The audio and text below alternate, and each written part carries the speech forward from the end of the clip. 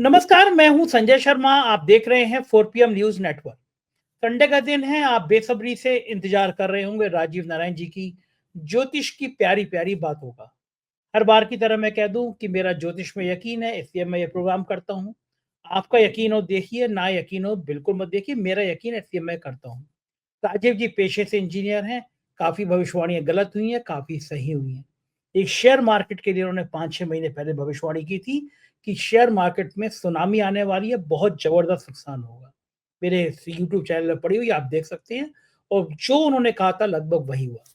दूसरी बात उन्होंने कही थी कि ट्रंप के बनते ही, ट्रंप के ओथ पे उन्होंने कहा था हमारे प्रोग्राम में कि ट्रंप भारत की बहुत बड़ी बेइज्जती करेगा। और सबके सामने है कि किस तरह भारतीयों को हथकड़ी बेड़ियों में भेजा गया। सोशल मीडिया पे लोग पूछ रहे हैं कि हमारे प्रधानमंत्री इतना भी नहीं कर सकते थे, अमेरिका के आगे प्रतिरोध दर्ज करते, विरोध दर्ज करते। लोग ये भी पूछ रहे हैं कि हमारे प्रधानमंत्री जी एलन मस्क के बच्चों को खिलाने गए थे, उनके संग फोटो डाल रहे हैं। एक बार भी अमेरिका से कह नहीं पाए। अमेरिका दादागिरी की तरह कह रहा है कि तेल तुम रूस से नहीं हमसे खरीदोगे, मेरे टैक्स लगा दिए। बहुत रोचक बातचीत है, और उन्होंने ग्रहों के आधार पर समझाया है इस वीडियो में राजीव जी ने कि कौन सा ग्रह ऐसा है जिसके कारण ये सब हो रहा है। अच्छी बातचीत है, आप सुनेंगे तो अच्छा लगेगा। चैनल को सब्सक्राइब करिए, ज्वाइन करिए। चलते हैं राजीव नारायण जी के पास। 4 PM न्यूज नेटवर्क में स्वागत है राजीव जी आपका। पॉलिटिकल आपकी भविष्यवाणियां भले इधर उधर हो जाए, लेकिन कुछ भविष्यवाणियां तो ऐसी होती हैं जिस पे आदमी अमल कर लेता। मैं भी अगर अमल कर लेता तो मैं बहुत बड़े नुकसान से बच जाता। आपने लगभग 5-6 महीने पहले कहा कि जो ग्रह है, मैं ग्रह तो भूल गया कौन सा ट्रांजिशन में आपने बताया था। आपने कहा था ये ट्रांजेक्शन में हो रहा है और ये शेयर मार्केट में बड़ा भूचाल लाएगा। तब शेयर मार्केट सटपट सटपट दौड़े जा रहा था। हमने भी जितने पैसे वैसे बचा के रखे थे, वो सारे पैसे लगा दिए कि अब तो बहुत सारा फायदा होगा शेयर मार्केट में। बड़े बड़े अच्छे शेयर लिए हमने, बैंकों के शेयर लिए। अब बैंकों के शेयर 18-18%, 20-20% नीचे आ गए। यानी मैंने जितना पैसा लगाया था वो उसका 25-30% नीचे आ चुका हूँ मैं आज की तारीख में। तो मुझे आज सुबह से आपकी याद आ रही थी कि अगर मैंने राजीव जी की बात मान ली होती, 6 महीने पहले आपने जो कहा था कि ये ग्रह ट्रांजिट कर रहा है और शेयर मार्केट पे इसका असर पड़ेगा, अगर मैंने तब मान लिया होता कि राजीव जी सही कह रहे हैं, मेरा मन तो किया मानने का कि आपकी बातें अधिकांश सही होती है। मेरी जिंदगी में तो जो जो आपने मुझे लेके बताया वो अधिकांश सही हुआ है। तो लेकिन फिर मैं उसमें थोड़ा लालच आ गया, ईमानदारी की बात तो ये है। मुझे लगा कि अब तो शेयर मार्केट दौड़ रहा है, मेरा पैसा भी 30-25-30% बढ़ेगा, बढ़िया बढ़िया कपड़े सिलवाऊंगा और बढ़िया बढ़िया घूमने जाऊंगा। तो थोड़ा सा लालच आ गया मुझे, और पता चला कि धड़ाम हो गया। मुझे दो बातें आपसे आज पूछनी है। पहले तो आपको ये पता कैसे चल गया था कि शेयर मार्केट लोचा करने वाला है, धड़ाम होने वाला है? आपका कुछ कनेक्शन वनेक्शन तो नहीं है बड़े बड़े उद्योगपतियों से? पहली बात। दूसरी बात, भारत की बैंड बच गई है। इतना ज्यादा विदेशी निवेशकों ने पैसा कभी नहीं निकाला जितना इस समय भगदड़ मची हुई है। तो ये जो स्टार्स हैं, आपके जो ग्रह हैं, ये क्या बता रहे हैं कि शेयर मार्केट में ये भूचाल बना रहेगा? और बना रहेगा तो फिर भारतीय अर्थव्यवस्था, आप पढ़े लिखे इंजीनियर हैं, आप बहुत अच्छी तरह जानते हैं इकोनॉमिक्स को भी, पढ़ते बहुत हैं आप इसलिए। तो अगर यही हाल बना रहा तो फिर भारत का अर्थ बिल्कुल जीरो हो जाएगा। क्या होगा, कहाँ रुकेगा ये भूचाल? हाँ, देखो संजय जी, सबसे पहली बात मैं अपने उसी बात पर आऊंगा लेकर के, जो मैं हमेशा शुरुआत करता हूँ बृहस्पति संहिता के उस कोड से। ग्रहों के अधीन ही ये संपूर्ण संसार है। ग्रहों के अधीन ही सभी श्रेष्ठ मनुष्य, राजनेता और अन्य महत्वपूर्ण व्यक्ति होते हैं। काल का ज्ञान भी ग्रहों के अधीन है, और हमारे सभी कर्मों के फल को देने वाले भी ग्रह ही होते हैं। तो सबसे बड़ी बात यह है कि मैं अपनी उस प्रेडिक्शन पे आऊंगा जो 6 अक्टूबर के आपके प्रोग्राम में मैंने कही थी, और बकायदा राइट अप भी दिखाया था। उस समय भी दर्शक चेक कर सकते हैं, दर्शक हमारे बड़े विद्वान हैं, वो चेक करें सब। वो राइट अप भी मैंने हैंड रिटन दिखाया था।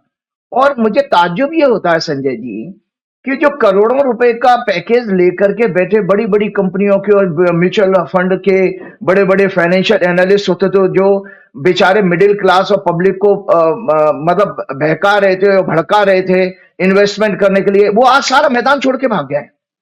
कोई भी नहीं दिख रहा। मतलब आज मैं भी छोटा मोटा इन्वेस्टमेंट करता रहता हूं, तो मैं भी देखता रहता हूं इनके कुछ लोगों के चैनल को। तो उसमें देखा कि अब तो वो हाथ खड़े कर चुके हैं कि हमें नहीं पता अब कहां तक कत्लेआम होगा लोगों का। ये तक कहा है उन्होंने निरंतर, मतलब अभी पिछले फ्राइडे को बंद हुआ है, उसमें भी बाजार नीचे, बहुत नीचे चला गया है। तो ये, और जिस समय की मोदी जी और ट्रम्प के साथ वो मीटिंग कर रहे थे, उस दौरान भी मतलब बाजार ने सेंस कर लिया कि क्या मामला, हम उस विषय पे आगे आएंगे। तो आप देखिए, प्रश्न ये आता है कि जो बड़ी बड़ी फाइनेंस की डिग्रियां लेकर के बैठे हैं एनालिस्ट, आज उनसे पूछो कि तुम इतनी बड़ी इतना बड़ा मतलब घमासान हो जाएगा, इतना बड़ा लॉस होगा देश की अर्थव्यवस्था के लिए भी, और साथ साथ पूरी इन्वेस्टर कम्युनिटी के लिए। आज किसी को, कोई और इन लोगों को किसी को पता नहीं है कि कब इसमें सुधार आएगा, मतलब होपलेस हो चुके हैं सब। तो मैं आपको सबसे पहले उस कुंडली को दिखाता हूं जिस कुंडली के जरिए मैंने ये प्रिडिक्शन की थी। ये कुंडली है दर्शकों 2 अक्टूबर 2024 के सूर्य ग्रहण की कुंडली है, और इसमें बकायदा मैंने देखो शेयर मार्केट पे मार्किंग की हुई है इसके अंदर। ये 5वें घर से वैदिक जो मंडेन एस्ट्रोलॉजी के अनुसार, मंडेन एस्ट्रोलॉजी की किताब है, मंडेन एस्ट्रोलॉजी की किताब के अनुसार 5वें घर से स्टॉक मार्केट आता है, और दूसरा घर जो होता है हमारी इकोनॉमी का होता है। दर्शकों को मैं पढ़ के बता देता हूं, क्योंकि जिससे कि लोगों को ये ना पता लगे। मैंने एक आपका न्यूज लॉन्ड्री करके कोई एक चैनल है, उसमें उसने मेरी, मैं दर्शकों आज आपके साथ शेयर कर रहा हूं, मुझे नहीं पता उसने वो मेरी क्लिपिंग्स को, कई प्रोग्राम की क्लिपिंग को देखे वो मेरा मजाक उड़ा रहे हैं या मेरी तारीफ कर रहे हैं। लेकिन जो भी कुछ कर रहे हैं, अब जैसे मैंने अगर प्रियंका गांधी के लिए उसमें कहा कि ये एक मिशन लेकर के, एक मिशन के लिए राजनीति में आई हैं, तो उनको ताज्जुब हो रहा था कि भाई ज्योतिष में कुंडली में ये कैसे देखा जा सकता है कि मिशन, नैतिकता। एक मिनट रुकूंगा राजीव जी। असल में मैं न्यूज लॉन्ड्री की बड़ी इज्जत करता हूँ, कुछ बड़ी मेहनत से वो रिपोर्टिंग भी करते हैं, मैं उनका आज भी प्रशंसक हूँ। लेकिन समस्या दूसरी थी उनकी।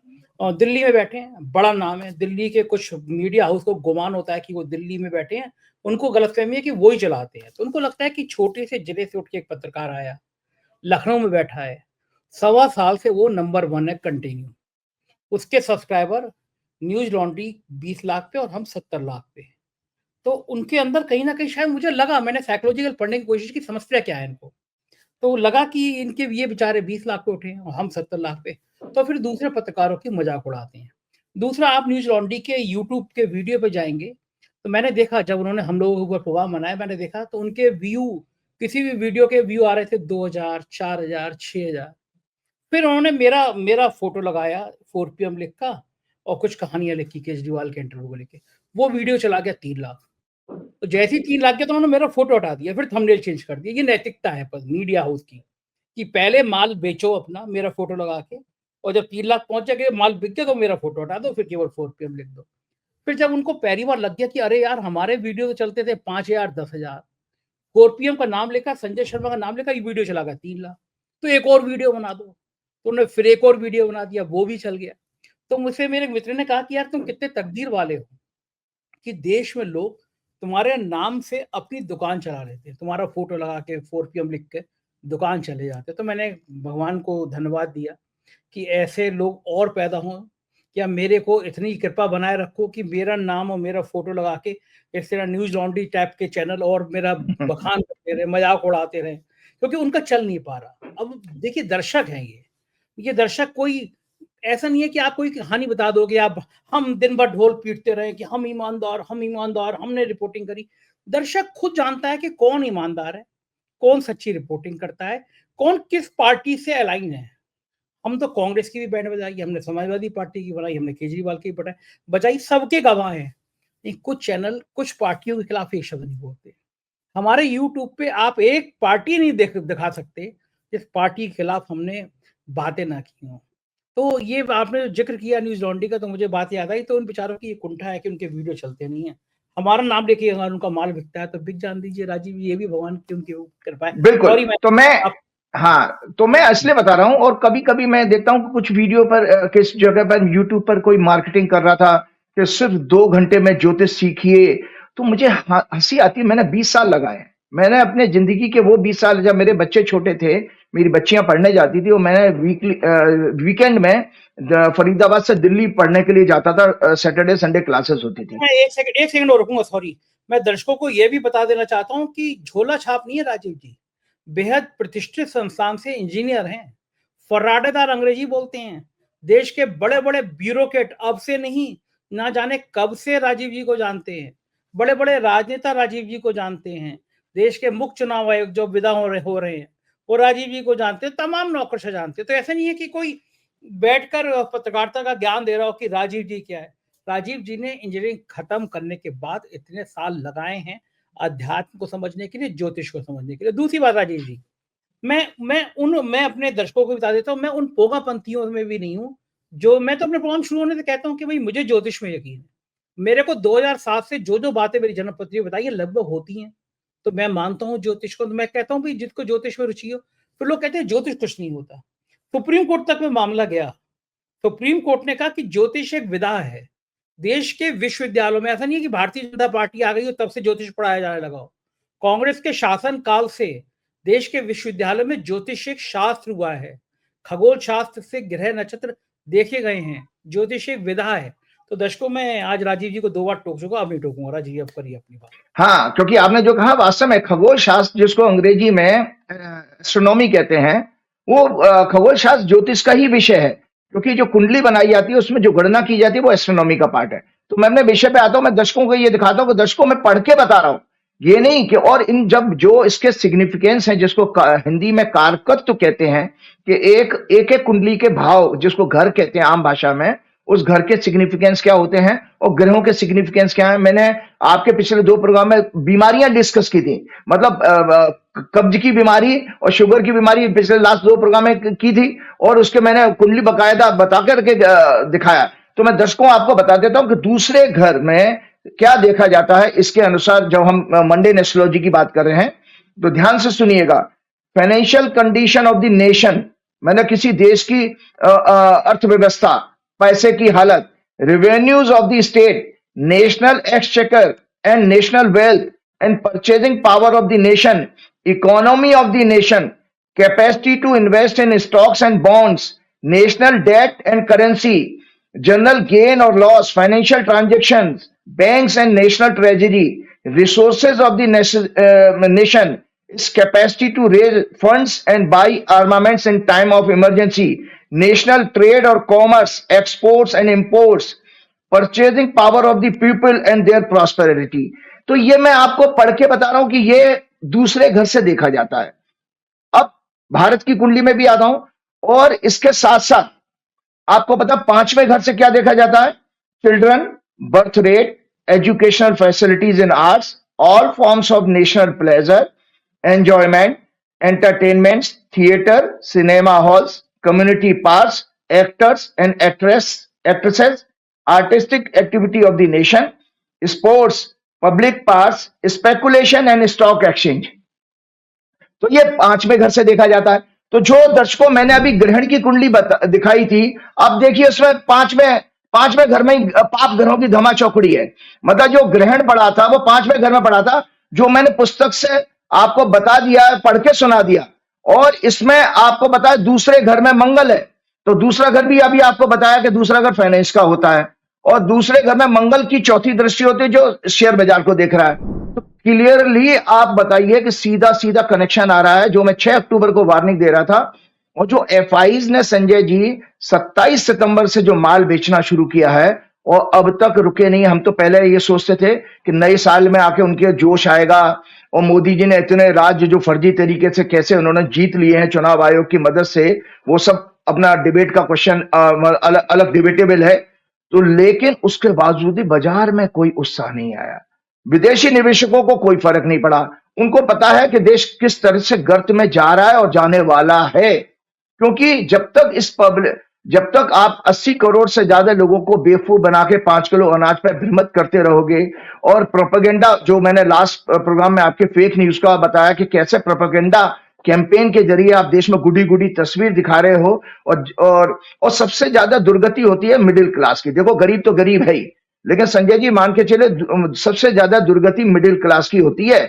क्यों? क्योंकि मिडिल क्लास की एक हालत वो होती है, जैसे हमने पौराणिक कहानी है ना कि विश्वामित्र ने किसी को सशरीर मतलब शरीर के साथ राजा को स्वर्ग में भेजने का कमिटमेंट ले लिया था, तो उधर से वो लटक गए, तो इसीलिए त्रिशंकु नाम पड़ा था कि ना वो ऊपर मिडिल क्लास हमेशा ऊपर पैसे, बड़े पैसे वाले की तरफ देखता है और नीचे वाले को भी इग्नोर करता है, उससे हे दृष्टि रखता है कि वैसा बनना नहीं चाहता, तो बीच में फंसा हुआ रहता है। और यही क्लास ऐसा है जो सबसे ज्यादा वोकल है, जो आपकी मतलब सोसाइटी को इन्फ्लुएंस कर सकता है अपनी, क्योंकि इंटेलेक्चुअल तो होता है, लेकिन ये भी सुस्त और मतलब कामचोर, निकम्मा और लालची और स्वार्थी हो चुका है। तो ये आपके सामने मैं बता रहा हूं दर्शकों, ये मैंने रिटन आपके पिछले प्रोग्राम में भेजा था। मैं उस पोर्शन को पढ़ के सुनाऊंगा जो मैंने, ये वापस दोबारा आप लगाइएगा, देखा है क्या। मैंने इस हॉरोस्कोप पर डिस्कशन करते हुए ये भी कहा था कि स्टॉक मार्केट के और स्कैंडल खुलेंगे, प्राइस मैनिपुलेशन, स्टॉक मार्केट में भारी गिरावट से आम निवेशकों को भारी नुकसान होगा। ये 2 अक्टूबर का इंडियन टाइम के अनुसार ग्रहण 9:13 पर शाम को रात 9:13 पर पड़ा है। ये इंडिया में नहीं दिखा, पर एस्ट्रोलॉजी के एंगल से इसका जियोपॉलिटिक्स पर और देश पर अवश्य प्रभाव पड़ेगा, क्योंकि एस्ट्रोनॉमी की घटना तो है। हाँ, ये मतलब इससे हमारी एक चीज पूरी हो गई। बहुत सारे जोशी और संत महात्मा पंगा पंडे ये कहते हैं, अरे भाई ग्रहण हमारे यहाँ नहीं दिख रहा। इससे ज्यादा बड़ा क्लासिकल एग्जाम्पल नहीं होगा कि अगर ग्रहण पड़ा है तो विश्व में कहीं भी उसका ग्रह का असर जरूर आएगा, क्योंकि ग्रहण तो ग्रहों से बन रहा है ना, आपके जग में दिखाई दे रहा नहीं दे रहा हमारे अब, क्योंकि सन के मूवमेंट से दिनों रात बदलते रहते हैं, कहीं सनसेट होगा कहीं सनराइज होगा, उससे कोई फर्क नहीं। लेकिन और मैंने साथ में इसमें यह भी लिखा, इसका प्रभाव 3 से 6 महीने रहता, क्योंकि ये आंशिक क्या नाम है सूर्य ग्रहण था। तो अब आप देखिए 2 अक्टूबर को पड़ा है, नवंबर दिसंबर जनवरी फरवरी, नवंबर दिसंबर जनवरी फरवरी, अभी चौथा महीना है बाबूजी, और लगातार ग्रहण का उस असर आ गया। तो मेरी वो बात भी पूरी हो गई जो मैंने गणना में बताई कि 3 से 6 महीने तक इसका असर रहेगा, और असर दिखाई दे रहा है। और बकायदा मैंने इसमें पीछे की तरफ राइटर में लिखा, इंडिया के चार्ट में, ये वेरी इंपॉर्टेंट इसमें दर्शकों लिखा हुआ, वो आप देख लीजिएगा। इंडिया के चार्ट में ये Eclipse stock market, entertainment, sports, education के हाउस में पड़ रहा है। अतः इन सेक्टर्स से रिलेटेड मैटर्स में स्कैंडल एक्सपो होंगे, महत्वपूर्ण लोगों के रिजाइन का योग है। इंडियन स्टॉक मार्केट के लिए आने वाले 3 से 6 महीने अच्छे नहीं होंगे, और मीडिया के ऊपर भी संकट आएगा। तो ये दर्शकों में इसलिए बात बता रहा हूं, कभी कभी हम कुछ जोशियों को देखते हैं जो बड़बोले होते हैं, आते हैं यूट्यूब पे बहुत सारे अपने प्रोग्राम, सबको अधिकार है, जो 1-2 राज्यों की भविष्यवाणी अगर सही हो जाए तो फिर बहुत बड़ी रील बनाने, बड़ी बड़ी अपने हाँकने लगेंगे। उनको लगेगा जबकि राज्यों के चुनाव किस तरह से हो रहे हैं। मैं आपको एक आज इलेक्शन कमीशन का एक स्टेटमेंट सुना रहा हूं, वो मैंने कभी न्यूज़पेपर में पढ़ रखा था, मार्क कर रखा, तो मुझे याद था, मैंने किसी दिन शेयर जरूर करूंगा। तो उसमें राजीव कुमार जी इलेक्शन कमिश्नर ये कहते हैं, उस टाइम्स ऑफ इंडिया का न्यूज था कि हम क्या करें, हमें एक राज्य में इलेक्शन कंडक्ट कराने के लिए राज्य के प्रशासन को ही मदद लेनी पड़ती है। चीफ इलेक्शन कमिश्नर ये कह रहे हैं कि हम क्या करें, वी आर हेल्पलेस। हमें इलेक्शन कंडक्ट कराने के लिए जिस स्टेट में इलेक्शन है वहीं की हम लोकल मशीनरी, लोकल प्रशासन की हेल्प लेते हैं, और बस इसी में सारा जवाब छिपा हुआ है घोटाले का। और वही हो रहा है, यही भाजपा का अपने शासित राज्यों में दोबारा चुनाव जीतने का सबसे बड़ा वो है आपका सूत्र, कि वो इलेक्शन कमिश्नर कह रहा है मैं क्या करूं। अब इलेक्शन कमिश्नर जब आप जाते हो कंप्लेंट करते हो, वो कहे जी हमने तो कानून का पालन किया। कानून का पालन तो किया, बल्कि बात ठीक है, क्योंकि उसके जो पीठासीन अधिकारी ने वहां से रिपोर्ट घपला जो किया वो उसको तो वेरीफाई कर रहा है, इलेक्शन कमीशन करेगा। अंटिल अनलेस जब तक कि लोकल ब्यूरोक्रेसी को एक्सपोज करने वाला कोई कांड ना हो, कोई जांच ना बैठाई जाए, तो ये सब हो रहा है। तो इन चंद जोशियों को मैं एक आगाह करना चाहता हूं, जो 2-4 राज्यों की भविष्यवाणी हो फर्जी कुंडली लेकर के आ जाते हैं। अभी किसी मेरे मित्र ने एक राहुल गांधी की कुंडली भेज दी, प्रोग्राम में कोई कह रहा है मिथुन लगन की कुंडली है। मैंने माथा पकड़ा, मैंने कहा यार कैसे पागल लोग हैं, जो मर्जी चाहे आकर के बोल दोगे सोशल मीडिया में। राहुल गांधी की तुला लगन की कुंडली है, वो मिथुन लगन कह रहा है, मिथुन होता 3 नंबर और तुला होता 7 नंबर। तो ऐसे ऐसे लोग हैं।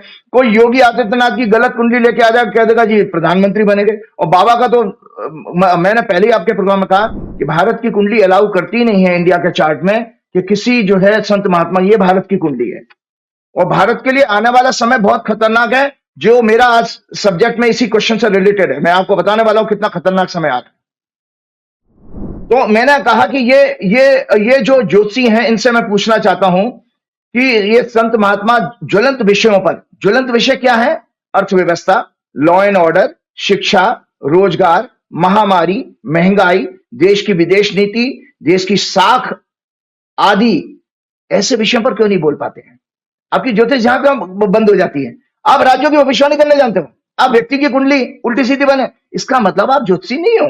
आप एक एजेंडा लेकर के आए थे, आपको कुछ व्यूज चाहिए थे, आपको अपना थोड़ा सा अर्निंग चाहिए, वो आ गए। लेकिन मेरा पैशन जो है विद्या के साथ है। मैं आपको बिलीव नहीं करेंगे, मैं ज्योतिष के लिए लड़ सकता हूं किसी भी फोरम पर। मैं साइंटिस्टों से भिड़ गया हूं टीवी चैनल्स पर। क्यों? मैं पढ़ा लिखा हूं। मैंने कहा भैया तुम जो साइंस पढ़ के आए वो तो पहले से मैं पढ़ के आया हूं, मैं भी तो साइंस बैकग्राउंड का हूं, तो इसलिए मेरे को काउंटर नहीं कर पाते। तो मैंने कहा कि तब देखिए, वो अगर आपको इन सब्जेक्ट पर जानकारी होगी तभी आप राजगुरु राजज्योतिषी बन सकते हो, क्योंकि राजा को राजा की पॉलिसी पर आप तभी गाइड कर सकते हो। और देखिए कितना पढ़ता लिखता हूं, एक आज किताब दिखा रहा हूं मैं, मोदी जी की तरह से टोटल पॉलिटिकल साइंस में तो मैंने डिग्री हासिल नहीं करी है।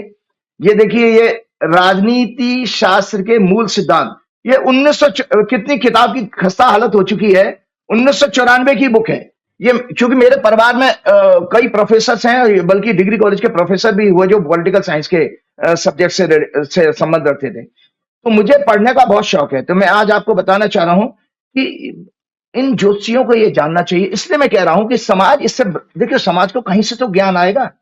आप बोलोगे नहीं, बताओगे नहीं, तो समाज सीखेगा कैसे? कैसे गाइड हो? तो मैं आपको बता रहा हूं, वाराहमिर जो राजा विक्रमादित्य के राजगुरु थे, उन्होंने जो ज्योतिषियों के गुण बताए हैं, मैं उनको पढ़ के सुना रहा हूं। गणितेषु प्रवीणो यः शब्द शास्त्रे कृत श्रमः न्यायविद बुद्धिमान देशादि कालज्ञो जितेंद्रिय उहापहो पटु होरा स्कंद श्रवण सम्मतः मैत्रेय सत्यताम याति तस्य वाक्यम न संशय।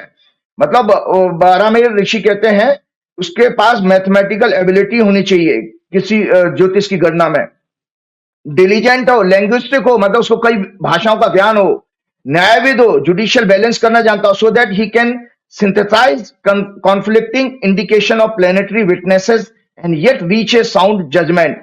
Intelligent होना चाहिए. One needs to knowledge about geography, the tradition, the culture and social condition. मतलब knowledge of psychology and sociology भी उसको ज्ञान होना चाहिए. योगी होना चाहिए, उसके ऊपर सेंसरी कंट्रोल होना चाहिए। कि सेंसरी कंट्रोल कैसे कहते हैं कि आप सत्ता के तलवे चाटने वाले नहीं हो, क्योंकि सत्ता क्या है? माया है, और मेरे को कोई प्रभाव नहीं करता। जबकि देखो, आप दर्शकों को पता है कि मैं हर पॉलिटिकल पार्टी के बारे में बोलता ही हूं, बीजेपी के साथ मेरा उठना बैठना, लेकिन मैंने उनकी जो कमियां उनकी कुंडली में है वही बताता हूं कि व्यक्तिगत तो मेरा किसी से कोई द्वेष भाव है नहीं।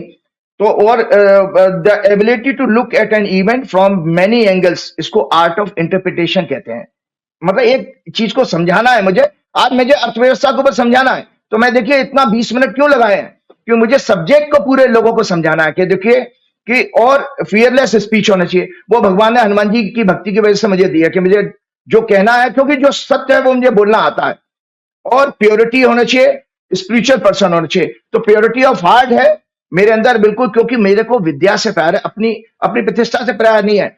मैं कमेंट सुनता भी नहीं, देखता भी नहीं हूं क्या लोगों ने लिखा, let them express their opinion. वही हम किसी को रोक नहीं सकते, उनको जिसको जैसा सब्जेक्ट समझ में आए वो बोलेगा, बताएगा, मुझे कोई दिक्कत नहीं है। लेकिन मुझे सब्जेक्ट को बताना है और सत्यता के साथ बताना है। तो आज मैंने इसीलिए बात कर रहा हूं, मुझे दुख ये होता है कि आज भी वो फाइनेंशियल एनालिस्ट और स्टॉक मार्केट के बड़े बड़े दिग्गज ये नहीं कह सकते कि ये फॉल कहां तक रुकेगा। लेकिन मैं आज आगे की भविष्यवाणी करने जा रहा हूं। दर्शकों, ये जो इंडिया की कुंडली है जो मैंने आपको दिखाई है, दर्शकों आज एक कुंडली और मैं दिखाने जा रहा हूं। ये कुंडली मंगल राशि बदल रहा है भारत के चार्ट में, सॉरी मंगल जो है कि दशा शुरू होने वाली है। ज्योतिष का सिद्धांत है संजय जी कि आपकी कुंडली में कैसे ही ग्रह बैठे हों, उन ग्रह का परिणाम जब तक नहीं आपको मिलेगा जब तक ग्रह की दशा नहीं आ जाए, उसको अंग्रेजी में कहते हैं उस प्लेनेट का इन्फ्लुएंस का पीरियड नहीं आ जाए। जैसे कि हम दशा का इफेक्ट आम भाषा में लोगों को यह समझाते हैं कि आपने छत का पंखा लगा रखा है, सीलिंग फैन, आप नीचे बैठे हैं, उसकी हवा आपको महसूस नहीं हो रही क्योंकि पंखा बंद है। जैसे ही स्विच ऑन करते हो पंखा चल पड़ता है, आपके ऊपर हवा आने लगती है। तो उसको ये मान के चलिए वो ग्रह की दशा जब आई तो स्विच ऑन हो गया, तो अब उसकी ग्रह की एनर्जी आपको मिलेगी।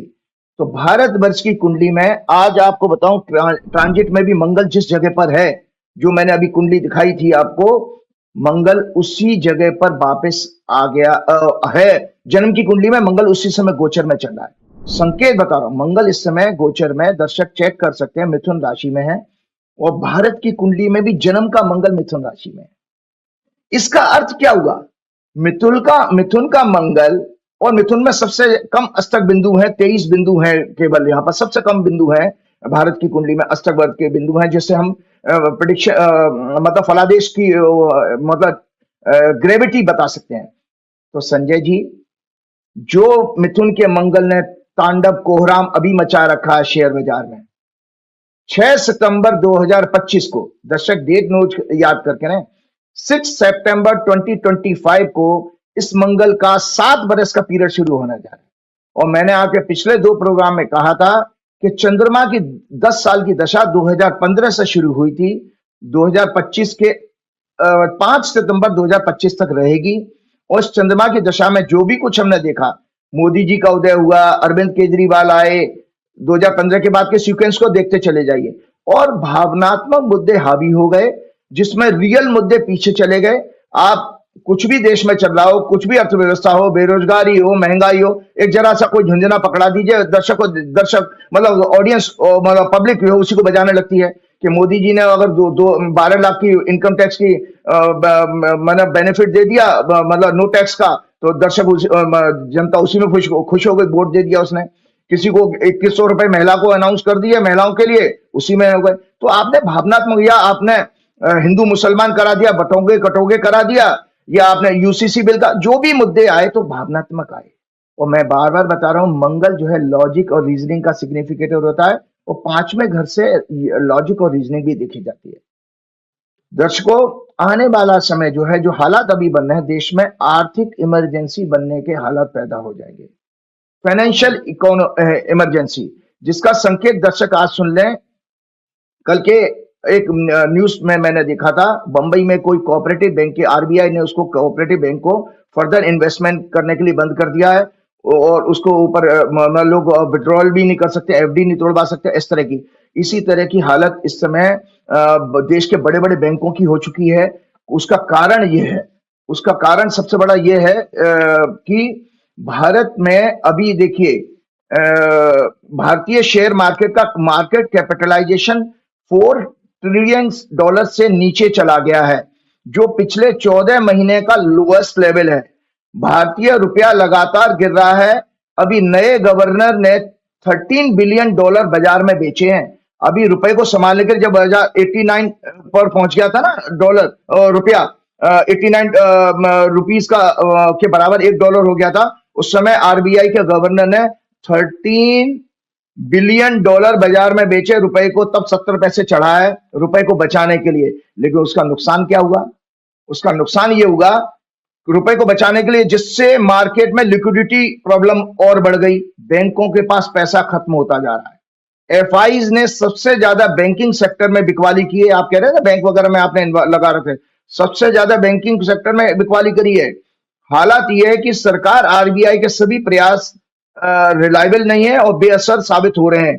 देश की भोली भाली जनता, देशद्रोही गोदी मीडिया, अंधभक्त, आरएसएस, वीएचपी और तलवे चाटने वाले अफसर, ये जाने या न जाने, परंतु विदेशी निवेशक, बैंक, संस्थाएं इस सत्य को जान चुकी हैं। देखिए, एफआई जो है इमोशन से नहीं आते हैं यहाँ पर, वो आपको प्योर बिजनेसमैन में पैसा लगाने आते हैं। उनको पता है कि भाई ये तो अब खड्डा खुद चुका है और भरने वाला नहीं है, कितना ही कोई प्रयास करे। तो ये मैंने आपको इसलिए बताया कि देखिए, एफआईज की होल्डिंग स्टॉक मार्केट में पिछले 10 वर्षों के, जो एफआईज की होल्डिंग 94 में जब लिबरलाइजेशन हुआ, तब एफआईज ने हमारे देश में आना शुरू किया। 94 है उनके क्या नाम है आपके, नरसिम्हा राव जी के बाद की बात है सारी। एफआईज की होल्डिंग पिछले 10 वर्ष के लोएस्ट लेवल पे आ चुकी है।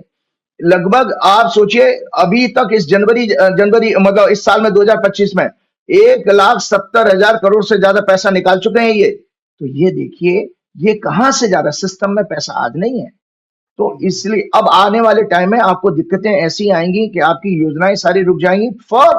फर्दर जो आपका फरवरी का महीना है और मार्च के महीने में भारत सरकार को जो विदेशों से कर्जा उठा रखा, उसकी ब्याज की किस्त देनी पड़ेगी। आपके जो बड़े बड़े उद्योगपतियों ने नाम गिराए, उनकी भी ब्याज की किस्त में, तो फिर और फाइनेंशियल क्रंच आएगी। तो बाजार जो अगली प्रेडिक्शन में देने जा रहा हूं कि बाजार के लिए ये एक और है, ये कुंभ संक्रांति की कुंडली है। अभी 12 फरवरी को सूर्य ने राशि बदली है, मकर से कुंभ में गया। 14 जनवरी को मकर में आया था, तो मकर संक्रांति हम मनाते हैं। और इसमें कन्या लगन बना है, और कन्या लगन ही पीड़ित है। और कन्या लगन भारत की कुंडली जो दर्शकों मैंने दिखाई है वो शेयर बाजार का है। तो इसमें in India chart very bad for economy, stock market as Virgo and Mithun rashi both are afflicted bye पाप ग्रहास। तो मतलब दोनों, ये मिथुन राशि और कन्या राशि जब जब पीड़ित होंगी भारत की कुंडली में, तब तक देश की अर्थव्यवस्था और स्टॉक मार्केट से रिलेटेड बुरे बुरे समाचार आएंगे। रोज भारत के बाजारों में, मतलब अब ये वो समय आने वाला है संजय जी कि इस बॉम्बई स्टॉक एक्सचेंज के बाद लोगों की भीड़ इकट्ठी होना शुरू हो जाएगी।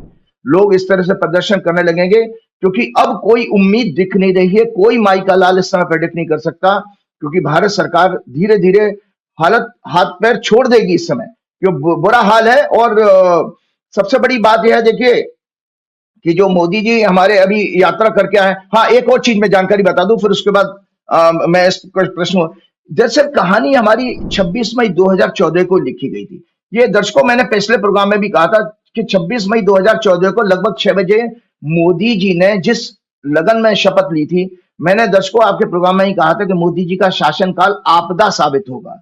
वो आपदा ही है। देखिए किसी भी राजा के लिए आज वर्ल्ड में, देखिए दुनिया में कोई ये आप मसल पावर तो दिखा नहीं सकते हो। मसल पावर दिखाने वाला रशिया 3 साल से यूक्रेन को खत्म नहीं कर पाया। 3 साल लगभग होने वाले हैं युद्ध को। तो इस समय के वर्तमान युग में जो अर्थव्यवस्था में फेल होगा वो राजा फेल हो गया। तो मोदी जी का फेलियर होना, मोदी जी के कार्यकाल में, और एक जानकारी बता देता हूं, अभी एक 2 दिन पहले आया है कि भारत जो है भ्रष्टाचार के इंडेक्स में 96 नंबर पर पहुंच गया। और भ्रष्टाचार के इंडेक्स में 96 नंबर पर पहुंच गया है, और आपके मोदी जी कहते हैं और दूसरे लोगों को कहते हैं भ्रष्ट भ्रष्ट। क्यों भाई, कैसे डिसाइड करोगे जब आप किसी के खिलाफ जांच होने नहीं दोगे? अदानी के खिलाफ कोई जांच हुई नहीं, सेबी के चीफ को हटाया नहीं गया, और जितने भी आप विपक्ष के नेताओं के ऊपर ईडी सीबीआई के छापे लगे, यहाँ पर तो किसी का कुछ खिलाफ हुआ नहीं है। बल्कि आपको बताऊं, सीएजी, एक मिनट, ये टाइम्स ऑफ इंडिया की दर्शकों, मेरी अपना ओपिनियन नहीं है, ये टाइम्स ऑफ इंडिया का एडिटोरियल मैंने काट के रखा है। A CAG report last year highlighted that the scheme raised, ये आयुष्मान भारत के ऊपर जो बहुत बड़ा स्कैंडल है उसके बारे में CAG ने रिपोर्ट दी थी। CAG report last year highlighted that the scheme is riddled with corruption. Empaneled hospitals in many states were found flouting prescribed standards, impacting the quality of their services.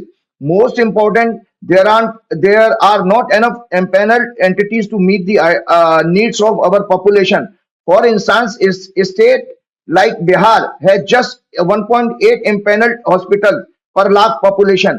Private hospitals in many states have curtailed services, given payment delays on account of insufficient fund allocation by government. Also, the scheme doesn't cover outpatient care, OPD care, though a study has found that 40 to 80% of health expenditure in India is an OPD service. 40 to 80% OPD services है, और ये मना कर रहे हैं कि हम OPD services cover नहीं करेंगे। तो आप सोचिए, इतना बड़ा स्कैंडल हुआ लेकिन कोई रिपोर्ट नहीं है। आपके अगला प्रोग्राम है, तो मैंने कहा कि कहानी इसमें ही छिपी हुई थी कि यहाँ पर आप देखिए, मंगल जो है सेकंड लॉर्ड है, जिस लगन में मोदी जी ने शपथ ली थी, वो 12वें घर में बैठा। 12वां घर लॉस का होता है। तो मैंने इसमें भी कहा था इस प्रोग्राम में, क्या नाम है, ठीक बात है कि ये लगातार एक के बाद एक घाटा हो रहा है, और भारत की स्थिति आर्थिक मोर्चे पर बहुत फेल हो रही है। ये बात तो मैं सहमत हूँ आपसे, क्योंकि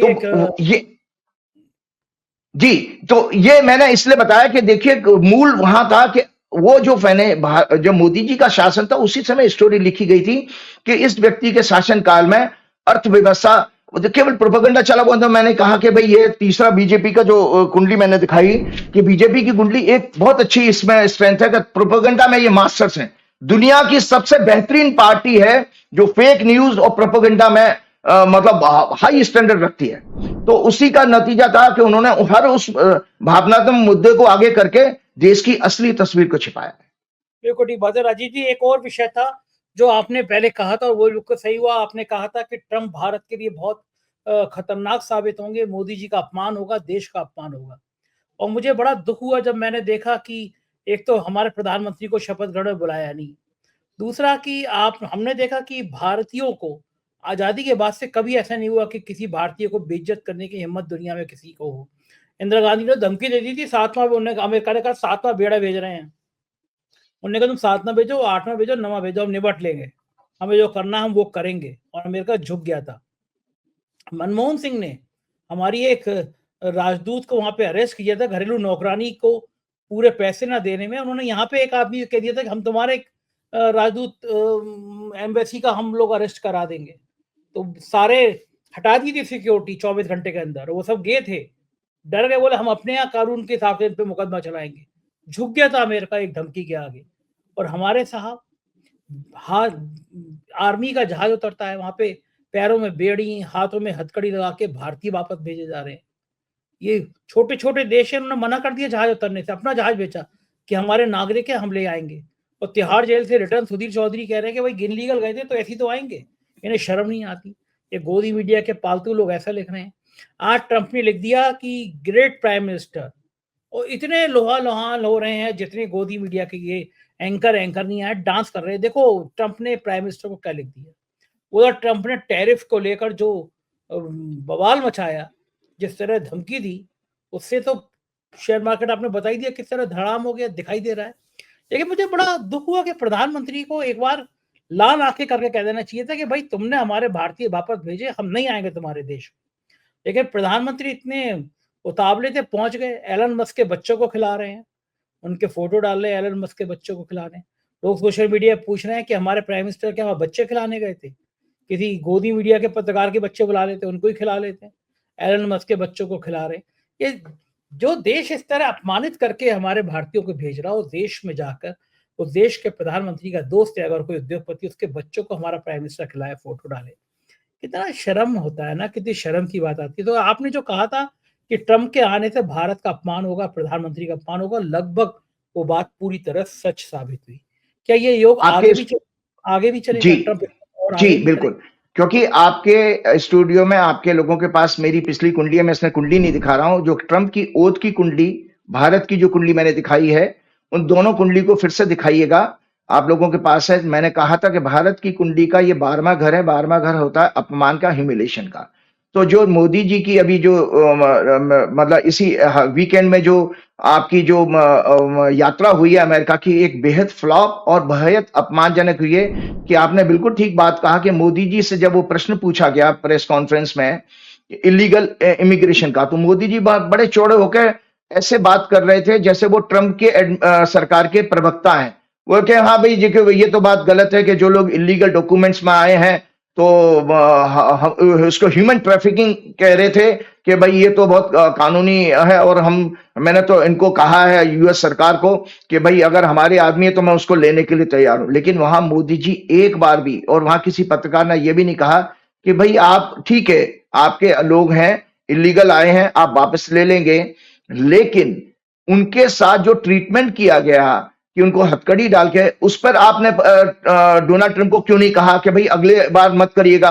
और संजय जी, आप हमारा आज प्रोग्राम 15 तारीख का है, आज एक प्लेन आने वाला है और एक 16 तारीख को प्लेन एक और आने वाला है, लगभग 150-200 कितने हैं वो और आने वाले हैं। मैं तो ईश्वर से प्रार्थना करूंगा उन बच्चों का कोई इस तरह से अपमान ना हो जैसे पिछली बार हुआ उनको, क्योंकि भारत सरकार ने तो अमृतसर का हवाई अड्डा इसलिए चुना है सो दैट मीडिया के कवरेज से बचा जाए, वरना अहमदाबाद और दिल्ली बुलाते तो तू हो जाती, क्योंकि ज्यादातर इसमें गुजरात और पंजाब के लोग ज्यादा आ रहे हैं इसमें, अब गुजरात, पंजाब, हरियाणा। तो मैं आपको बता रहा हूं कि मोदी जी ने वहां पर भी अपने बच्चों के साथ जो अपमान हुआ उसके बारे में कुछ नहीं बोला। सिलसिलेवार मैं बता देता हूं कि दरअसल ये प्रेस कॉन्फ्रेंस, मोदी जी की यात्रा क्या रही, इसमें केवल और केवल विन विन पोजीशन में था तो अमेरिका था। अमेरिका ने जो अमेरिका का एक राजा जो बहुत बेहद अनस्टेबल माइंड का है, डोनाल्ड ट्रंप, एक बहुत चतुर बिजनेसमैन की तरह से उसने हर शर्त मोदी जी से मनवाई है, हर शर्त मनवाई है। जैसे यूएस एडमिनिस्ट्रेशन ने यूएस कंपनीज द्वारा विदेशों में करप्शन के लॉ, एक और बड़ी गलत प्रचार किया गया कि वो जो फॉरेन कंट्रीज में यूएस का जो लॉ था करप्शन का, उसके ऊपर उसने पॉज लगाया। उसको हमारा गोदी मीडिया दिखा रहा है कि अदानी को बरी कर दिया, जबकि अदानी का केस अभी भी चल रहा है।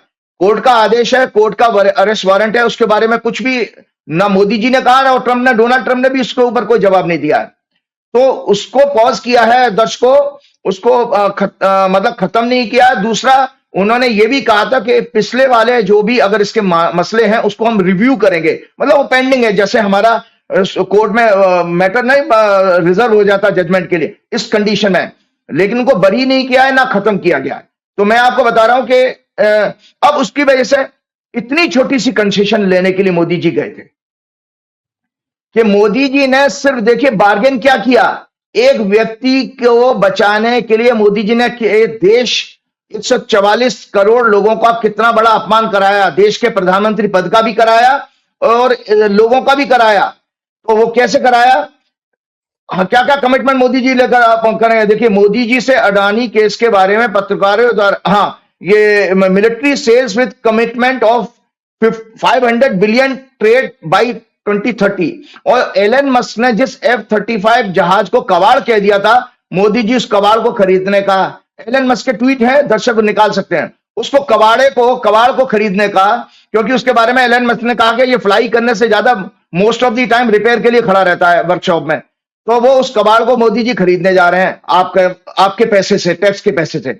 सो military sales with commitment of 500 billion trade by 2030, $500 billion easing tariff of US companies. Trump said India has more tariff than other countries. मतलब मुंह पे आपको वो धमका रहा है, मुंह पे उसने कह दिया, उसने कहा क्या भाई ब्रिक्स कंट्री तो खत्म हो चुके, मोदी जी वहां सामने बैठे हुए हैं, मतलब आपको भी, आप ब्रिक्स कंट्री के मेंबर हैं, वो आपको कह रहा है कि ये तो दम तोड़ चुके हैं, खत्म हो चुके हैं, आप मुंडी लटका के नीचे खड़े हैं, आप जो पड़े चले थे अपनी करेंसी को बड़ा, रुपया को बड़ा बनाने, वहां पर सब ध्वस्त कर दिया। और साथ में उसने क्या कहा आपसे कि आप जो रूस से जो सस्ता कच्चा तेल खरीद रहे हो, अब तेल हमसे खरीदोगे। तुम हमारे यहाँ ब्यूरोक्रेसी में, आपको बताया जब राजीव कुमार फाइनेंस सेक्रेटरी थे, तो और जो भी मेरे मित्र जब सेक्रेटरी थे, मैं उनके दफ्तर में जाता था, तो पीएमओ से जब फोन आ जाता, दर्शकों में बता रहा हूं, हमारी ब्यूरोक्रेटिक भाषा अभी भी अंग्रेजों के टाइम वाली है, जो आपस में इनका जो वार्तालाप होता है, तो वहां से जैसे पीएमओ से किसी आईएएस अधिकारी का टॉप ऑफिसर का फोन आ गया, सेक्रेटरी वगैरह का, तो सर सर सर सर, फौज में भी इसी तरह के सर सर सर, तो मोदी जी भी yes sir yes sir yes sir करते रहे। क्या कि मोदी जी ने यूएस से ऑयल एंड गैस खरीदने का भी कमिटमेंट कर दिया है, मतलब उसने कहा लुक वहां सस्ता तेल नहीं खरीदो, हमसे खरीदो, तो उसको अपनी इकोनॉमी चमकानी है। और इसके अलावा पन्नून केस में जब उससे कहा गया, तो पन्नून केस में भी यूएस ने क्या जवाब दिया, US has said safety of American is there top priority. Pannun उनका नागरिक है, अब वो नागरिक सिख हो कोई भी हो, इसीलिए खालिस्तान मुद्दे पे भी ट्रंप ने कोई जवाब नहीं दिया है कि आपके देश में खालिस्तान मतलब इंडिया विरोधी नारे लगते हैं, तो मैं आपको बता रहा कंप्रोमाइज हो रहे हैं। और मोदी जी का देखिए, और इसके अलावा यूएस ने क्या कहा, US has offered to mediate in India China border issue. इसका मतलब क्या होगा कि भारत ने मान लिया कि भारत और चीन का कोई सीमा विवाद है, तो मोदी जी जो संसद में बयान दे रहे थे, ना कोई आया है ना कोई घुसा है, तो वो तो बात गलत हो गई। संसद में दिया हुआ बयान कि आपने वहां पे आप अमेरिका को कहते भैया आपको कोई जरूरत नहीं, हमारा कोई बॉर्डर डिस्प्यूट नहीं है, लेकिन आप वहां पर उसका मीडिएशन वो ऑफर कर रहा है, आप उसको सुन रहे हैं। इसका मतलब यह है कि भाई देखिए, Modi government has accepted that there is a issue with China and Modi is finding very weak in dealing with that. मतलब मोदी जी का 56 इंच का सीना सुकड़ के 36 इंच का रह गया है कि मोदी जी ने मान लिया कि वरना आप किसी दूसरे देश को मना कर दे भाई हम कैपेबल है, हम अपने आप हैंडल कर लेंगे, ठीक है। और दूसरी बात इसके अलावा मैं आपको बताऊं कि जो है और दो जहां वहां की रिपोर्ट जो कई मीडिया चैनल्स ने, जो विदेशी चैनल ने कैसा कहा, BBC reported the meeting was largely symbolic with little substantive progress on trade disputes. Writer focused on human rights concerns, criticizing both leaders for sidestepping discussion on democratic values and press freedom. और आपको पता है कि जो है Friday को stock market दोबारा गिर गया। क्यों गिर गया?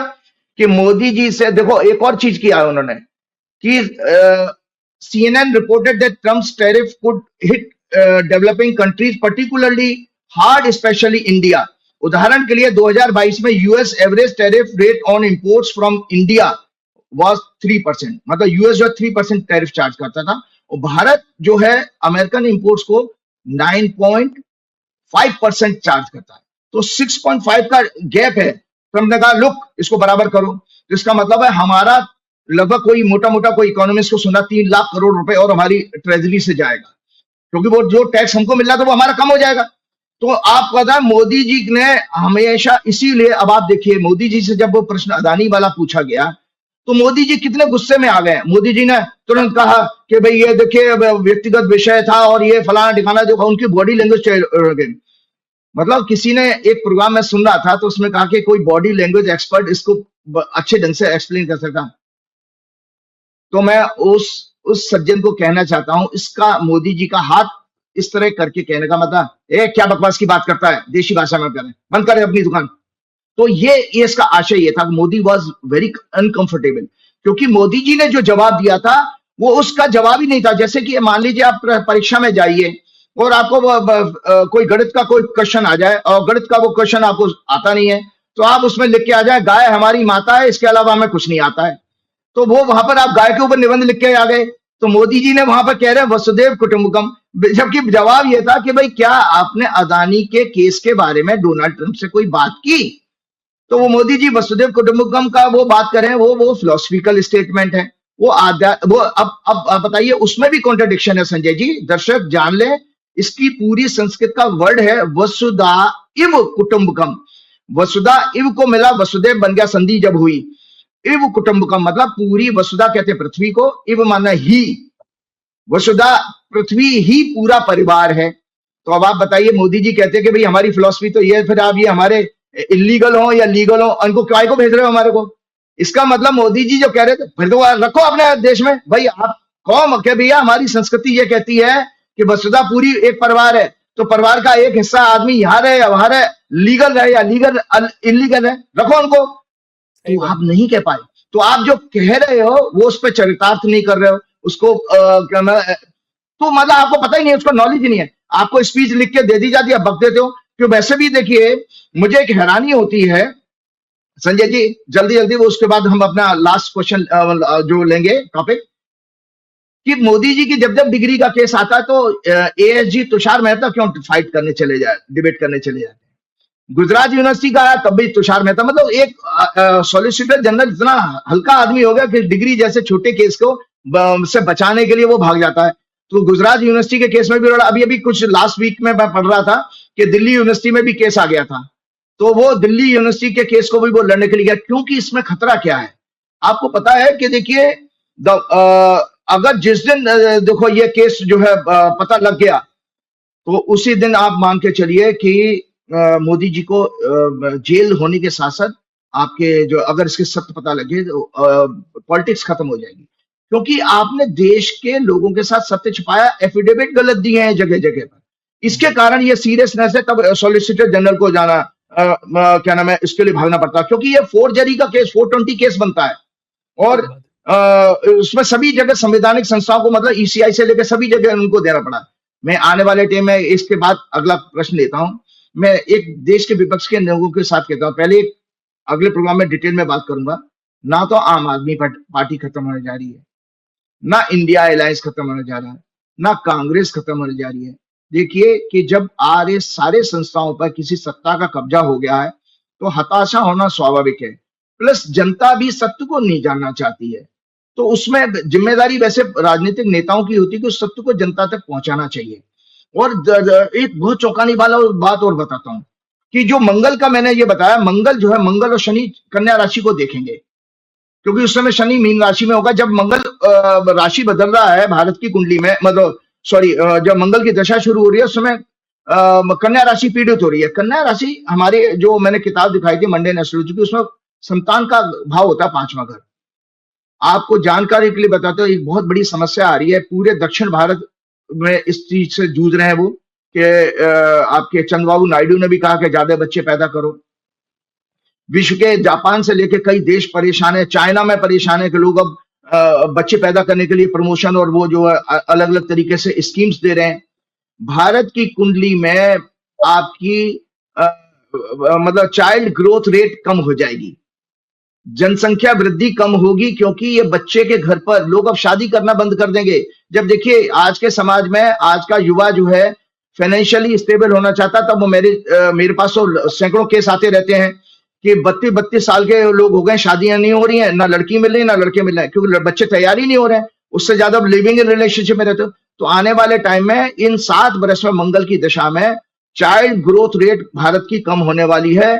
जो भारत कभी युवा देश बनता था, धीरे धीरे हम बूढ़े लोगों का देश बनते चले जाएंगे, क्योंकि मंगल और शनि की जहां पर दृष्टि हो वहां उस ग्रोथ को खत्म कर देते हैं, संतान भाव को।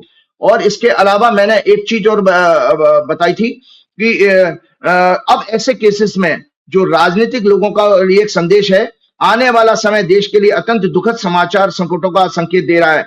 व्यक्तिगत स्वार्थ और लालच छोड़कर देश और जनता के भविष्य के लिए राजनीति करें। असंतोष, किस तरह का असंतोष? शिक्षा, भ्रष्टाचार, बेरोजगारी, महंगाई के कारण छात्र युवाओं के आंदोलित होने का समय ग्रहों के कारण दिखाई दे रहा है। छात्र और युवा आंदोलित होंगे जो अभी तक नहीं हो रहे थे। तो ये किसी का सब्जेक्ट नहीं है, कोई राहुल गांधी, कोई केजरीवाल नहीं, ये काल तैयार कर रहा है। सभी राजनीतिक पार्टियों को स्कूल, कॉलेजेस, यूनिवर्सिटीज में जाकर छोटी छोटी मीटिंग्स के द्वारा छात्रों को, युवाओं को एजुकेट करके अवेयरनेस बढ़ाने का काम करना चाहिए। उसके बाद ही ये बच्चे घर घर जाकर, गांवों जाकर, शहर शहर जाकर सारी जनता को जागृत करने का काम करें। देश में भ्रष्टाचार, महंगाई, बेरोजगारी चरम सीमा पर है और इसमें आगे भी और वृद्धि होगी। भ्रष्ट और देशद्रोही मीडिया अफसरों को भी इस बात की चेतना जगाने का काम इस युवाओं को करना चाहिए। अन्यथा आपको जो मैंने बात कही है कि वास्तव में आर्थिक इमरजेंसी के हालात दिखाई दे रहे हैं, क्योंकि जो महीना अभी कुंभ राशि में सूर्य आया, ये स्टॉक मार्केट में ही का लगन बना है, तो संकेत आप लोगों के सामने। इसके साथ साथ एक चीज मैं और कहना चाहूंगा, अभी हाँ, इसका खतरा और दिया था अभी एलएनटी के चेयरमैन ने। एक एलएनटी के चेयरमैन बड़े कंट्रोवर्सी में आ गए थे। वो कह रहे हैं कि भाई आप 90 घंटे काम किया करो, क्या बीवी को ताड़ते रहते हो, बीवी आपको देती रहती है। उन्होंने, सज्जन ने एक चौंकाने वाला बयान दिया है। भाई वो बड़ा एलएनटी का चेयरमैन है, नॉलेजेबल है, टैलेंटेड है, तभी उस पोजीशन पर पहुंचा। उसने खतरा जो बताया है कि उन्होंने ये कहा है कि देखिए इस समय स्थिति ये है कि हमको जो फ्रीबीज मिल रही हैं और या डायरेक्ट कैश ट्रांसफर हो रहा है लोगों के, गरीब लोगों के खाते में, उसका नतीजा हुआ है कि उनको अलग अलग प्रोजेक्ट पर लेबर मिलना बंद हो गई है, जिसके कारण उनके प्रोजेक्ट, उन्होंने खतरा बताया, उनके प्रोजेक्ट्स पूरे नहीं हो पा रहे, क्योंकि लेबर आती नहीं है, क्योंकि उनको जब घर में ही पैसा मिलने, मतलब हम एक तरह से अपनी जनता को, युवाओं को, अपनी जो वर्क फोर्स है उसको निकम्मा बना रहे हैं। दूसरा, उन्होंने एक खतरनाक बात बताई थी कि अभी एक नया ट्रेंड आ रहा है। बोले जब मैं इंजीनियर था तो मैं अगर दक्षिण भारतीय हूं तो मुझे उत्तर भारत में ट्रांसफर किया, मैं चला जाता था, लेकिन आज का युवा इंजीनियर अगर वो साउथ इंडियन है तो नॉर्थ में नहीं जाना चाहता, नौकरी छोड़ देगा। और यही हालत उन्होंने आईटी सेक्टर की भी बताई है, सब पेपर में आया है।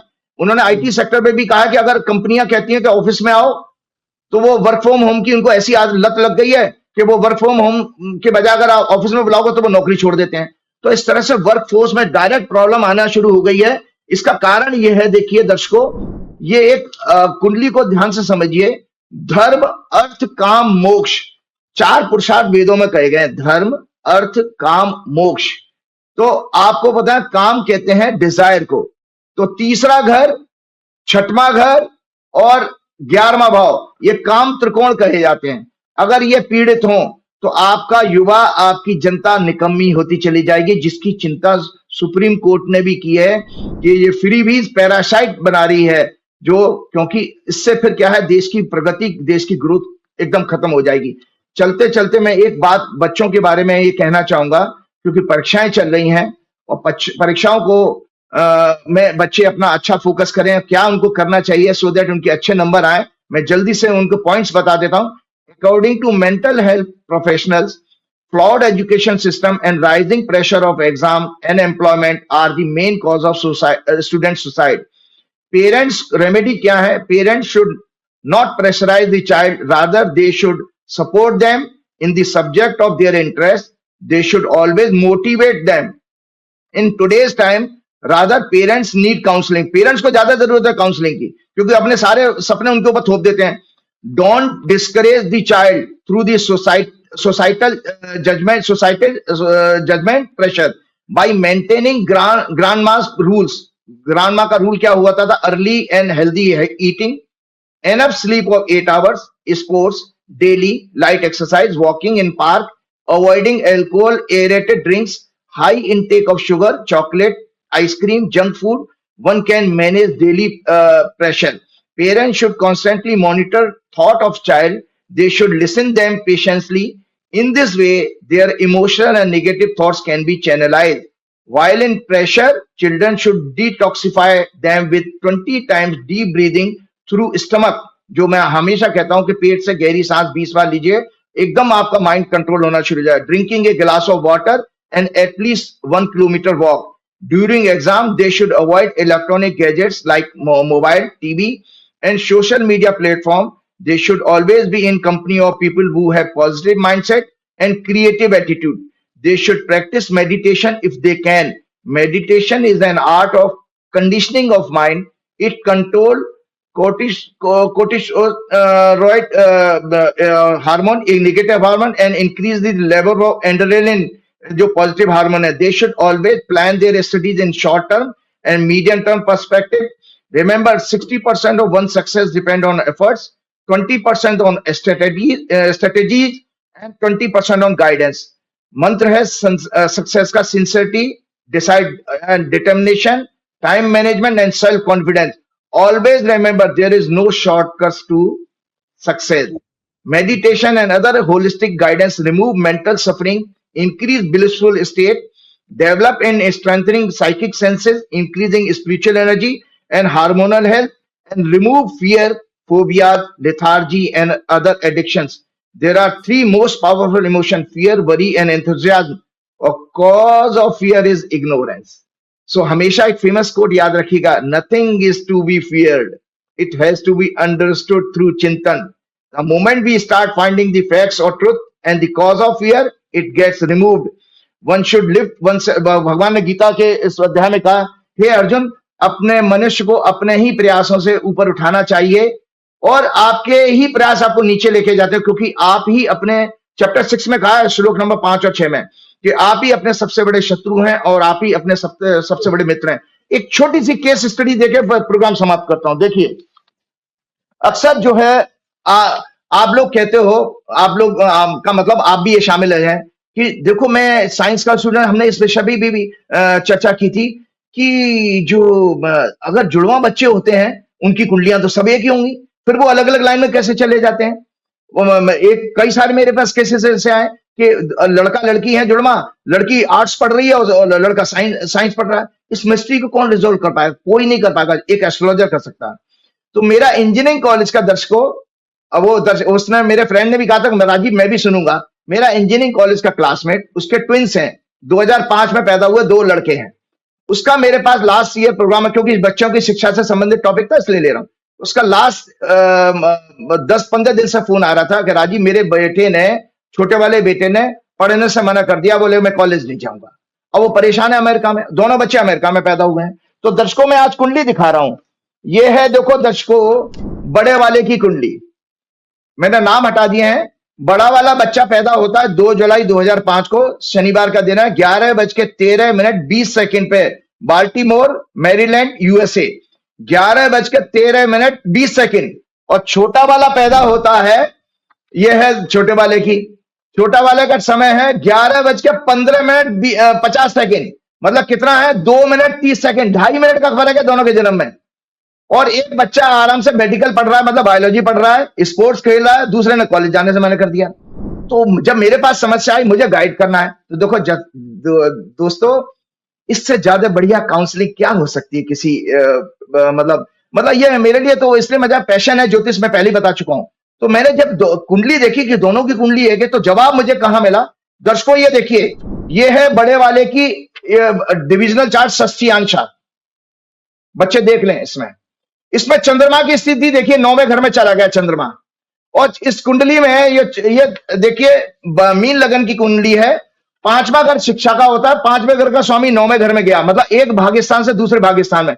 तो ये बच्चा तो पढ़ रहा है, और ये बच्चा स्पोर्ट्स में क्रिकेटर बहुत अच्छा है। इसका बाप भी, इसका फादर जो है नवजोत सिंह सिद्धू का क्लासमेट साथ खेला है पटियाला में। ये मेरा फ्रेंड जो है पटियाला का रहने वाला था।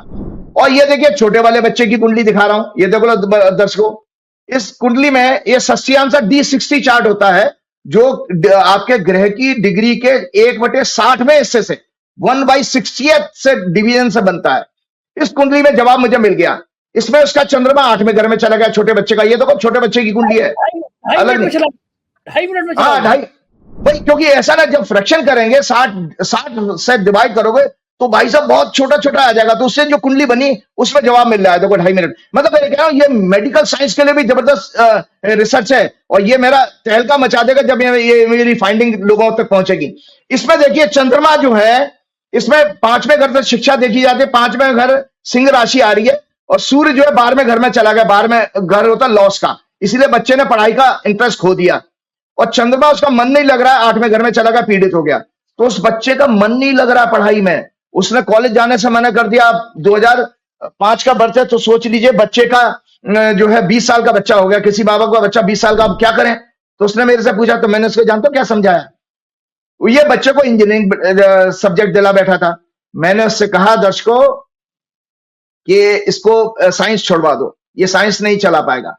ये बच्चा आपका फाइनेंस की फील्ड में जाना चाहिए। इसको इन्वेस्टमेंट बैंकिंग में या फाइनेंस में कोई बीबीए टाइप का, जैसे इंडिया में कोर्स होता है कि ग्रेजुएशन के बाद बीबीए, 12वीं के बाद बीबीए प्लस एमबीए होता है, कि फाइनेंस का फील्ड बनेगा। मतलब बड़ा बेटा साइंस पढ़ रहा है, बायोलॉजी, दूसरे बेटे को इस कुंडली के आधार पर मैंने गाइड किया कि जो है आपको जो है आर्ट्स में, मतलब फाइनेंस की फील्ड में डालना चाहिए। इसके साथ चलते चलते श्री गुरु चरण सरोज रज निज मन मुकुर सुधार, वर्णव रघुवर विमल जसु जो दायक फलचार, बुद्धिहीन तनु जान के सुमरो पवन कुमार, बल बुद्धि विद्या देव मोह हरऊ कलेश विकार। हे बच्चों, आप लोग अपने स्टडी टेबल पर सरस्वती माता की, एक हनुमान जी की आशीर्वाद वाली कोई फोटो जरूर लगा के रखिए। और आपको मेरी तरफ से बहुत बहुत शुभकामनाएं परीक्षाओं के लिए। माँ बाप को भी बहुत सारा जो है शुभकामनाएं कि आप अपने बच्चों का ध्यान रखिए, हमेशा मोटिवेट करिए। इसके बाद जय श्री राम, जय हनुमान। बहुत बहुत शुक्रिया राजीव जी, थैंक यू। तो ये थे राजीव नारायण जी, और उनकी भविष्यवाणियां मुझे यकीन है कि आपको अच्छी लगी होंगी। आपके प्यार भरे कमेंट का मुझे इंतजार है। Thank you.